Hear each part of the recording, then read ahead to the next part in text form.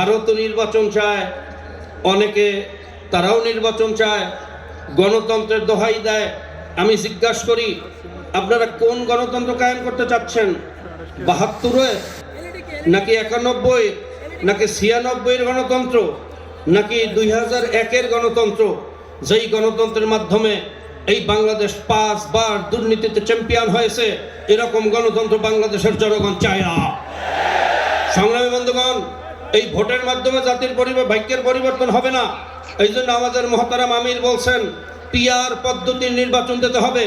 যদি পিআর পদ্ধতির নির্বাচন দেওয়া হয়, এলাকায় এলাকায় যে দৈত্য দানব তৈরি হয়, পেশি শক্তি ব্যবহারের মাধ্যমে, কালো টাকা ব্যবহারের মাধ্যমে এক একজন এক একটা দানবে পরিণত হয়, এদের মাধ্যমে বাঙালি জাতি নিষ্পেষিত হয়, নিপীড়িত হয়।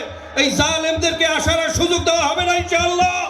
এই জালেম মুক্ত বাংলাদেশ গড়তে হলে পিআর পদ্ধতির নির্বাচনের কোনো বিকল্প নাই।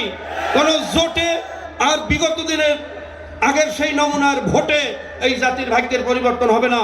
মনে রাখবেন, ইসলামপন্থীরা যদি জোট করে, সিবিবি সহ বামপন্থীরাও জোট করবে, দুই ভাগে যখন দেশ ভাগ হবে, বিদেশি পশ্চিমা শক্তিগুলো ইসলামের বিরুদ্ধে অবস্থান গ্রহণ করবে। বাংলাদেশের যে সমস্ত ফেসিবাদের দোসররা আছে, প্রশাসন সহ মিডিয়াও ইসলামের বিরুদ্ধে অবস্থান গ্রহণ করবে। এই হাজারো বাধা উপেক্ষা করে সামনে অগ্রসর হওয়া তখন কঠিন হয়ে যাবে। কাজী জোটেও মুক্তি নাই, ভোটেও মুক্তি নেই। মুক্তির একমাত্র পদ্ধতি হলো পিআর। আমি সকলকে উদাত্ত আহ্বান রাখবো, আজকে এই যুব কনভেনশন থেকে যাওয়ার পরে আমরা জাতিকে উদ্বুদ্ধ করব পিআর পদ্ধতির নির্বাচন দেওয়ার জন্য, এই আশাবাদ ব্যক্ত করে আরেকটা কথা না বলেই নয়। গত 2 দিন আগে দেখলাম বাংলাদেশের নতুন একজন মুফাসসিরে কোরআন আসছে, নতুন মুফাসসিরে কোরআন। তিনি তাফসীর করেছেন কোরআনের সাথে নাকি রাজনীতির কোনো সম্পর্ক নাই। আমি অন্তর্বর্তী সরকারকে বলবো, ওনাকে আমার মনে হয় বাংলাদেশের জাতীয় মুফাসসির হিসেবে ঘোষণা দেওয়া দরকার। আমরা এতদিন তাফসীর করে এটা পেলাম না যে কোরআনের সাথে রাজনীতির সম্পর্ক নাই। কোরআনের সাথে রাজনীতির সম্পর্ক আছে, আপনার সাথে কোরআনের সম্পর্ক নাই।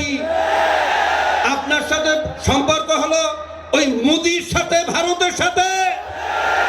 কোরআনের সাথে রাজনীতির সম্পর্ক আছে, এই কথা বাংলার জমিনে চলবে না। আখির দাওয়ানা আলহামদুলিল্লাহি রাব্বিল আলামিন।